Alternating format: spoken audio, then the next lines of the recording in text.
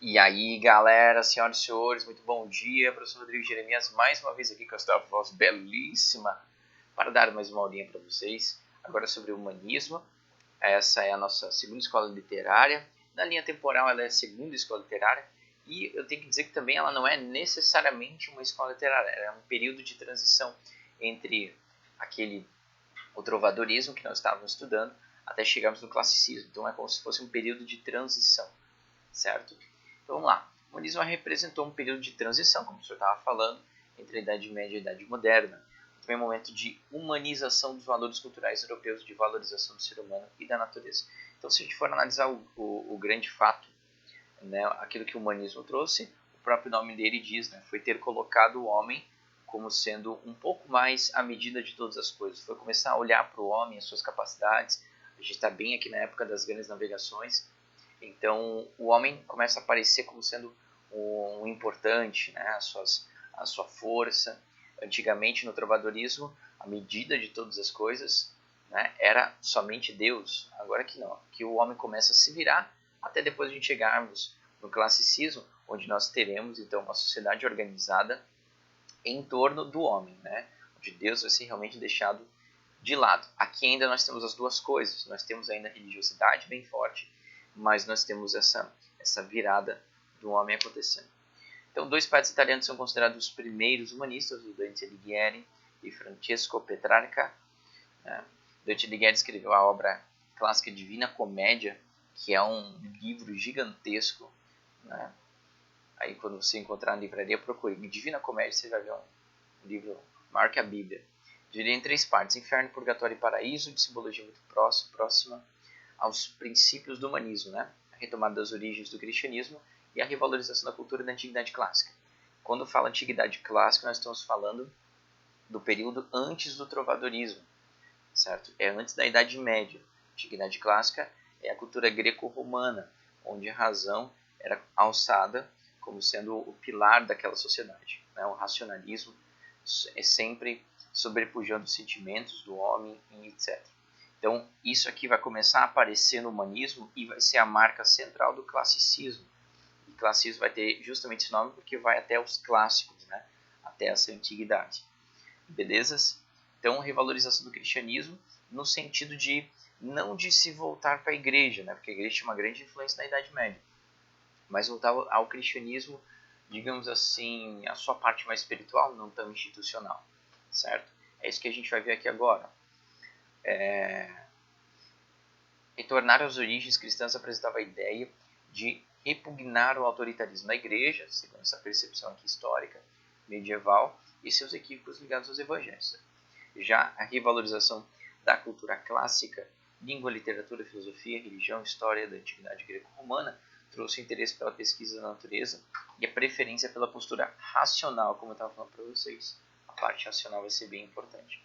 Assim é possível perceber que os humanistas desejaram a busca de uma perspectiva diferente da medieval para compreender e explicar o mundo e seu entorno, a vida e também a morte.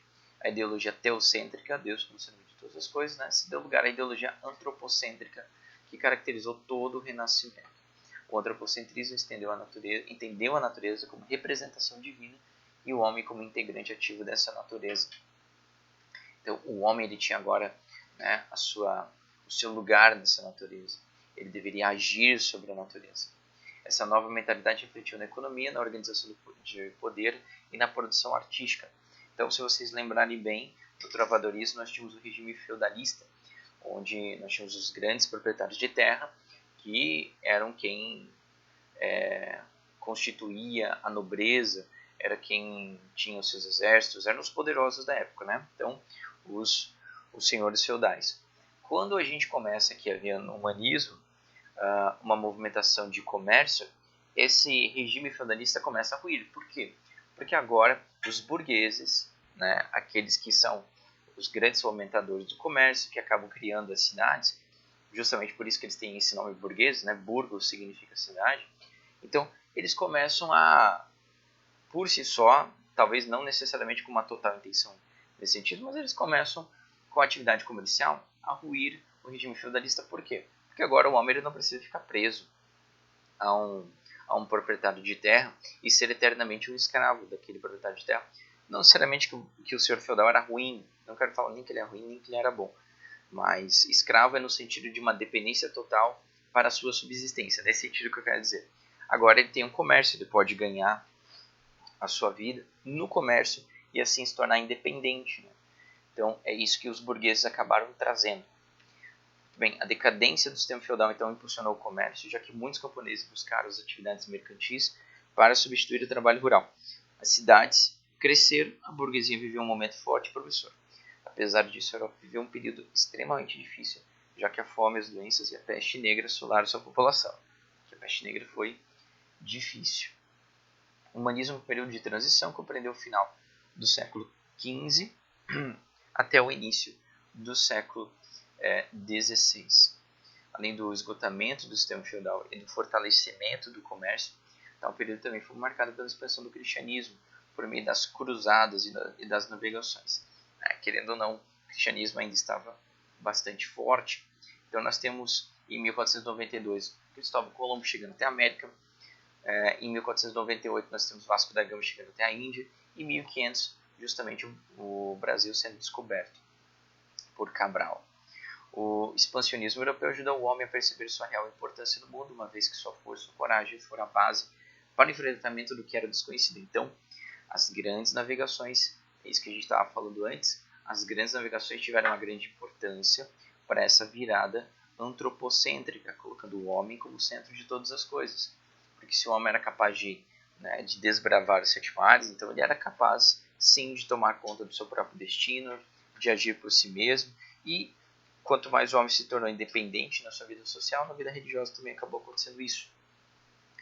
O termo humanismo é decorrente do interesse central do período humano, o homem como medida de todas as coisas. E aqui tem um fragmento de um teórico, ele vai dizer assim para nós. Esta época se caracteriza fundamentalmente por um processo de humanização da cultura. Na verdade, o século XV português corresponde, em consonância com o resto da Europa, ao nascimento do mundo moderno, na medida que inaugura um tipo de cultura preocupada com o homem, seja enquanto indivíduo, seja enquanto coletividade. É certo que a concepção teocêntrica da vida, isto é, tendo Deus como escala de valores, continua vigente, mas já começam a despontar atitudes contraditórias diretamente centradas no homem. Contribui para isso a euforia provocada pelas descobertas e pelas conquistas ultramarinas, as grandes navegações, como o professor estava falando, iniciadas com a tomada de Ceuta em 1415 e só terminado no século seguinte. A cultura torna-se laica em grande parte de suas expressões, e a educação do homem fidalgo, sobretudo, constitui o objetivo da literatura moralista, então escrita. Nas crônicas de Fernandópolis, a massa popular comparece pela primeira vez uma onda de realismo, de terrenalismo, de apego à natureza física, eleva-se para se contrapor ao transcendentalismo anterior. As crônicas, a poesia e, especialmente, o teatro vicentino documenta a sociedade, essa mutação histórica, identificado com o fato de o acento tônico da cultura se transferir para o homem enquanto homem e não para o homem concebido à imagem e semelhança de Deus. Na segunda metade do século, os traços de cultura greco-latina surgidos, por exemplo, em Azurara e Rui de Pina, testemunham a presença desse humanismo em marcha que vai constituir uma das mais importantes linhas de força da época literária seguinte, que vai dar abertura para o classicismo que a gente vai estudar. E aí, nessa pegada de analisar o homem, ver o homem como medida de todas as coisas, a gente encontra um homem vitruviano. Talvez você conheça, né, essa obra, mas vamos dar uma olhadinha com mais calma. Marcus Vitruvius Polio, arquiteto romano do século I a.C., século I a.C., autor de arquitetura, obra que passou despercebida na época que foi escrita, mas que não foi ignorada no Renascimento. A partir da publicação do livro em Roma, em 1486, foram feitas outras edições, entre elas a de Fra Giocondo, em 1511, e a Cesarino, em 1521.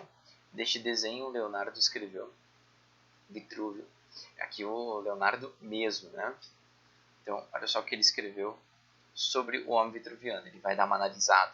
Isso aqui é bem legal. A gente conhece só a imagem, não entende as coisas, né? Então, ele vai explicar para nós um pouquinho isso aqui. Vitrúvio, o arquiteto, diz em sua obra sobre arquitetura que a natureza se encarrega de distribuir as medidas do corpo humano. Então olha só que visão legal. A natureza se encarrega de distribuir as medidas do corpo humano. Ao separar as pernas o suficiente para que a altura diminua 14 avos, vamos colocar assim, né? Esticar os braços para o lado e elevar a linha dos ombros até que os dedos médios estejam no nível da borda superior da cabeça. Então é isso aqui que ele está descrevendo. Ó. O homem estava assim, né? Esse é o movimento. Levantou os braços até a altura da cabeça e abriu as pernas, certo? Abriu as pernas de modo a diminuir a altura do homem nesse aqui, 1,1/14 de altura. Se a gente fizer isso, é isso que o Leonardo está analisando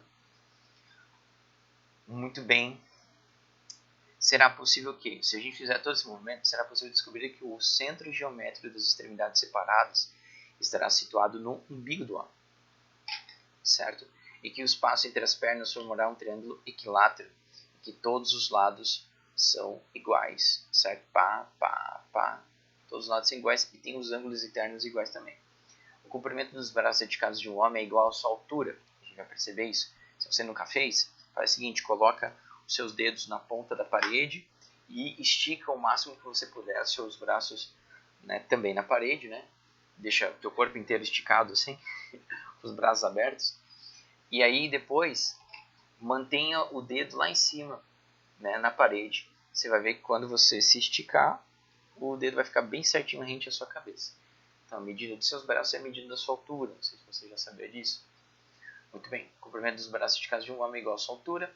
A medida da raiz do cabelo até a ponta do queixo equivale à 10ª parte da altura do homem. Então, daqui até aqui é a 10ª parte do homem. Em outro fragmento, Leonardo continua sua análise. E também o umbigo é o ponto central natural do corpo humano, uma vez que se um homem se deita sobre as costas, com as mãos e os pés esticados, e fosse colocada a ponta de um compasso esse umbigo, os dedos das mãos e dos pés tocariam a circunferência do círculo que ora foi traçado. E da mesma forma que o corpo humano oferece um círculo que o rodeia, também podemos encontrar um quadrado onde esteja encerrado nosso corpo. Isso ocorre porque, ao medir a distância desde as plantas dos pés até a extremidade da cabeça, e em seguida comparar com essa mesma medida com a dos braços esticados, descobre-se que a largura de lado a lado do corpo é igual ao seu comprimento, como é o caso de superfícies planas, que são perfeitamente quadradas. Isso aqui vai ser igual a isso aqui. Então vai formar um quadrado, no final das contas. O umbigo consegue fazer esse círculo aqui. É isso que ele está colocando. Belezas? Deixa eu ver. O próprio Da Vinci se encarregou de calcular as medidas do corpo de um homem jovem e anotou as oportunas correções, convertendo o homem vitruviano no modelo da beleza física do ser humano. O conhecimento das divinas proporções, em movimento e em repouso, era um caminho de aproximação com as leis inseparáveis da essência do cosmos e, consequentemente, as estruturas da natureza e do corpo humano. Tanto para Leonardo como para os pensadores do Renascimento, o homem era o modelo e o centro do universo. Portanto, a razão para a importância de conhecer com exatidão suas proporções. A máquina humana era semelhante à máquina do mundo. Então, legal saber disso, né? Toda essa percepção humanística, então, levou o homem a estudar o próprio homem, ver suas proporções, e a gente viu que, né, de alguma forma existe aí uma medida, né, bem precisa na estruturação do ser humano. Mas, enfim, fica aí para você. Ficou bem interessante. E aí nós chegamos, então, propriamente nas crônicas de Fernão Lopes. Fernão Lopes era o cronista-mor da Torre do Tombo, né, a Torre do Tombo que existe até hoje lá em Portugal. E ele era responsável por relatar os fatos históricos, né, aquilo que acontecia em Portugal. Só que ele trouxe uma novidade para essa profissão, digamos assim. Ele não fantasiava, ele não colocava as histórias dos reis envolto, digamos assim, sei lá, né, uma fantasia, digamos assim. Ele colocava as coisas como elas realmente estavam acontecendo. Basicamente isso foi uma novidade que ele trouxe, né? Mas vamos ver aqui como é que é. Fernão Lopes era de família humilde, deve ter nascido entre 1378 e 1383, em lugar também desconhecida. A primeira data exata a respeito desse cronista é do ano de 1418, em que foi nomeado guarda das escrituras. Sua morte também não é marcada exatamente, deve ter sido por volta de 1460. A produção das crônicas históricas de Fernão Lopes é caracterizada por um duplo viés que o separa e destaca daquilo que fora produzido em Portugal até então, o caráter literário e o caráter histórico. Veja bem o que ele fez então com esses dois aspectos. Foi considerado o pai da história de Portugal, já que seus escritos foram constituídos a partir do que havia documentado acerca da história portuguesa. Fernão Lopes não produziu seus textos a partir do relato oral, mas sim a partir de ostensiva pesquisa. Então ele tinha essa pegada de caráter histórico, né? Também na pesquisa. Ele ia atrás dos documentos oficiais para ver se aquele relato era verídico, né? Não ficava só na fala do povo, não, esse rei ele era mítico, ele era assim, não. Ele ia atrás dos relatos históricos para você entender o que a gente está falando aqui. O documento escrito é a base fundamental para erguer retratos de reis e fidalgos, situações de intensa vibração dramática e os enredos com incessante dinamismo. Como isso não bastasse, procede a análise da fonte utilizada, sempre com o máximo rigor, objetividade, honestidade e imparcialidade no enaço de reconstruir a verdade histórica e fazer justiça na interpretação dos acontecimentos e das personagens que neles se envolvem. Mas mais ainda, manuseia copiosa documentação sempre à procura da verdade para tanto chegar a cotejar 3 ou 4 versões do mesmo fato, o incansável afã de ser justo e correto. Então ele tinha essa coisa, contar a história de Portugal, mas por meio da sua realidade. Apesar de suas crônicas terem sido marcadas pela concepção medieval regiocêntrica da história, né? Uma vez só, a gente só estava ali vendo a história que acontecia em torno da figura do rei, né? Fernão Lopes tinha uma visão moderna dos acontecimentos em Portugal, pois seus textos há constante presença da participação do povo, a visão é realista, a forte apego às coisas mundanas, valorização das causas econômicas e psicológicas que envolviam os fatos. Tudo isso se opunha à visão espiritualista medieval, então não tinha aquela questão talvez mais espiritual, né? Foi deixado de lado, talvez ele julgava isso um pouco mais fantasia, um exagero, então ele falou e tentou colocar as coisas mais exatas possíveis, né? De forma objetiva. Fernão Lopes esteve no cargo de cronista-mor da Torre do Tombo até 1454, quando foi substituído por Gomes Eanes Zurara. São suas as crônicas. Crônica del Rei Dom Pedro I, perfil psicológico do rei Dom Pedro I, traçado a partir da narração dos principais acontecimentos do seu reinado. As páginas que relatam os fatos ligados à morte de Inês de Castro são formosíssimas. Então, a vida aí do Dom Pedro I, um pouco, né? Crônica del Rei Dom Fernando, fonte histórica, muito importante para reconstruir o período que vai desde o casamento de Dom Fernando com Leonor Pérez até o início da Revolução de Aves. A obra relata, por exemplo, a reação popular ao casamento de Dom Fernando, além de traçar perfis psicológicos do rei e de sua esposa. Crônica del Rei Dom João I, crônica dividida em partes, das quais 2 foram escritas por Fernão Lopes. A primeira estende-se de 1383, ano da morte de Dom Fernando, até 1385, quando Dom João é aclamado rei de Portugal. A segunda retrata o governo de Dom João, de 1385 a 1411, quando é assinada a paz com Castela. Então a história de Portugal era contada por esse cronista-mor, né, que nessa época aqui era o nosso amigo tão lindo e maravilhoso Fernão Lopes. Muito bem. O trecho seguinte é parte integrante da crônica del Rei Dom Pedro I, que são narrados os fatos ligados ao assassinato de Inês de Castro. Ela era aia da mulher de Dom Pedro I. Os dois foram amantes e tiveram filhos. O pai de Dom Pedro I foi contrário ao relacionamento, por isso mandou matar Inês. Voltado Dom Pedro I mandou buscar os assassinos de sua amada. Então, olha a treta aqui, né? Ele acaba se envolvendo com a aia da sua esposa. No final das contas, o próprio pai de Dom Pedro I manda capangas matar essa mulher. Aqui tá não está em português brasileiro, né? Então vocês vão ver algumas palavras estranhas. A Portugal foram trazidos Álvaro Gonçalves e Pedro Coelho. Chegaram a sentar, você pode ler mais ou menos que nem um português, tá? e chegaram a sentarem onde o rei Dom Pedro era. E ao rei, com prazer de sua vida, porém magoado por que Diego Lopes fugira, os sarriu fora a receber.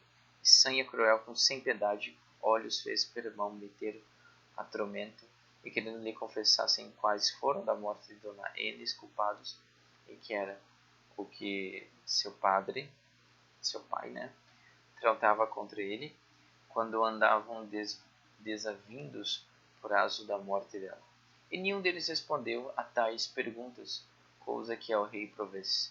E ao rei, com queixume dizem que deu um açoute no rosto a Pero Coelho, e ele se soltou então contra o rei, em desonestas e feias palavras, chamando-lhe Treodor, fé prejuro, algoz e carniceiro dos homens, e ao rei dizendo que lhe trouxesse cebola e vinagre para o coelho, enfadou-se deles e mandou-os matar. Então, aqueles mandantes, aqueles capangas, ele acabou matando, ele queria saber algumas coisas, os caras estavam lá resistindo, ele mandou matar, tá aqui, Fernando Lopes relatando tudo isso. Tudo bem? Depois, na próxima aula, a gente fala sobre poesia palaciana, vamos depois entrar propriamente no teatro do Gil Vicente, teatro vicentino, que vai ser tão importante. Mas, por enquanto, é isso, caros alunos. Muito obrigado, beijos e abraços.